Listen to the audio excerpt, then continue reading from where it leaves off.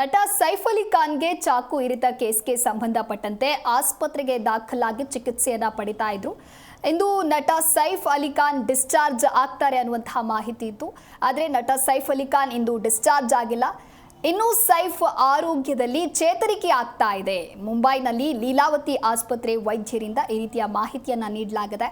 ಇಂದು ಸೈಫ್ ಬಿಡುಗಡೆ ಆಗ್ತಾರೆ, ಆಸ್ಪತ್ರೆಯಿಂದ ಚಿಕಿತ್ಸೆ ಪಡಿತಾ ಇದ್ದು ಚೇತರಿಕೆ ಆಗ್ತಾರೆ ಅನ್ನುವಂತಹ ಮಾಹಿತಿ ಇತ್ತು. ಆದರೆ ಇಂದು ನಟ ಸೈಫ್ ಅಲಿ ಖಾನ್ ಡಿಸ್ಚಾರ್ಜ್ ಆಗಿಲ್ಲ.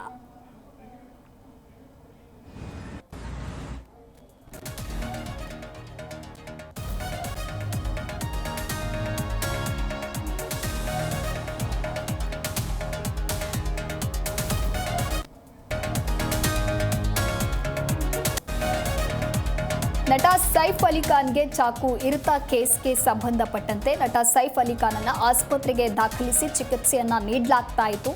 ನಟ ಸೈಫ್ ಅಲಿ ಖಾನ್ ಇಂದು ಡಿಸ್ಚಾರ್ಜ್ ಆಗ್ತಾರೆ ಅನ್ನುವಂತಹ ಮಾಹಿತಿ ಇತ್ತು. ಆದರೆ ಇನ್ನು ಸೈಫ್ ಆರೋಗ್ಯದಲ್ಲಿ ಚೇತರಿಕೆ ಕಾಣ್ತಾ ಇದ್ದಾರೆ. ಮುಂಬೈನ ಲೀಲಾವತಿ ಆಸ್ಪತ್ರೆಯ ವೈದ್ಯರಿಂದ ಈ ರೀತಿ ಮಾಹಿತಿಯನ್ನ ನೀಡಲಾಗಿದೆ.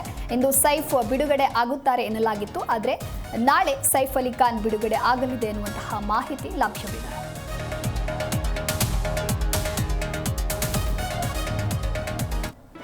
ಜಿ ಕನ್ನಡ ನ್ಯೂಸ್ ಈಗ ನಿಮ್ಮ ಮನೆಯಲ್ಲೇ ನೋಡಿ.